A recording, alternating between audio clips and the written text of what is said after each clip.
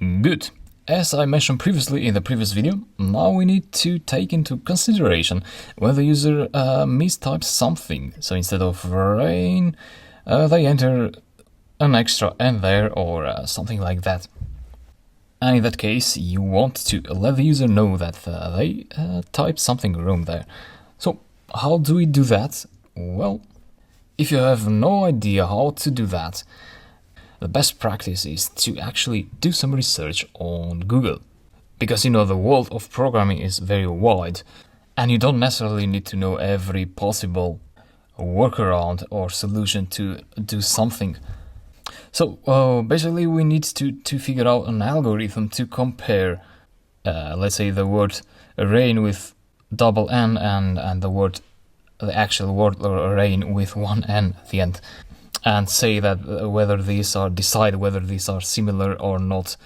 But you don't have to reinvent the wheel if someone else has done it already. So that's why you need to do some research on the web and see if this is something that, if there is a library that exists there, or someone has a source code that does it, a function or something like that. But often you find a library for that. So if you do some research, you realize that you can do that using a few libraries, and one of them is a standard library and it's called difflib. By the way, you can get a list of Python standard libraries in this page. So python.org library index.html. This is the link. Here are all the standard libraries that you can import into Python. So let me go here and import difflib. So this is a library to compare text. And one of the methods is sequence matcher. It's a long name, so what you can do is say from difflib import sequence matcher. What that does is sequence matcher. You need to pass none there.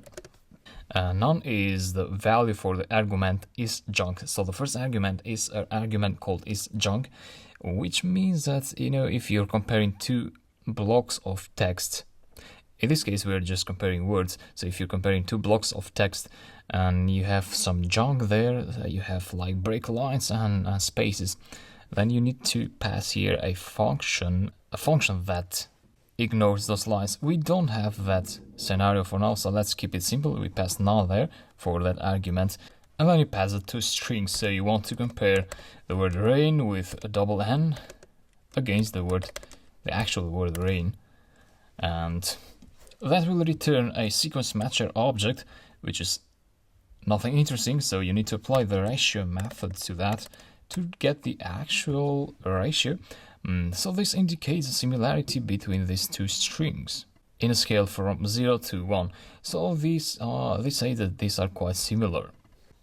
Now this is about getting the similarity between two strings, but what we need instead is basically we have a list, a sequence of strings. So we have these keys of dictionary. We have a dictionary with lots of keys, and the user passes a word, let's say rain with double N, and you need to compare that word with all those keys of that dictionary, because you cannot compare rain with double N with rain with one N in your program, because you don't know that this is actually similar to this. So it's the reverse problem, so to say. But difflib has another feature for that, and it's called get close matches, like that. So you need to import that from difflib, import get close matches. But I'll consume this feature in the next lecture. See you there.